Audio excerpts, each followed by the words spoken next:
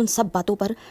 عمل کرنا ہے، اور اپنی زندگی کو جو ہے وہ خوبصورت بنانے کے لیے ہمیں جو ہے وہ رب کے احکامات پر اللہ تعالی ہمیں چلنے کی توفیق عطا فرمائے، آمین یا رب العالمین۔ تو ویورز، رمضان کے آخری دن 10 دن بھی نہیں رہے، کچھ ہی دن رہ گئے ہیں، تو جنت کے خزانے حاصل کرنے ہیں۔ ہم نے کیا پڑھنا ہے؟ لا حول ولا قوت الا باللہ کی تسبیح آپ نے ایک تسبیح پڑھنی ہے۔ آج 23ویں رات ہے، نبی کریم صلی اللہ علیہ وسلم جو ہیں وہ کثرت سے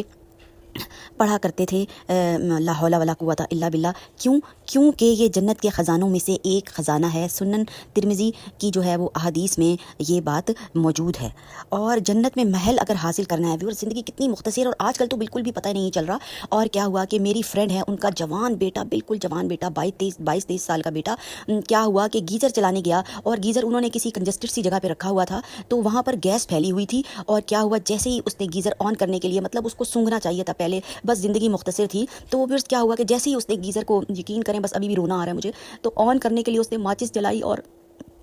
گیس پھیلی ہوئی تھی اور آگ لگ گئی، اور وہ بچہ 60% جھلس گیا، اور پھر سب کچھ کروانے کے باوجود وہ اب دنیا سے رخصت ہو گیا، فوت ہو گیا، اور وہ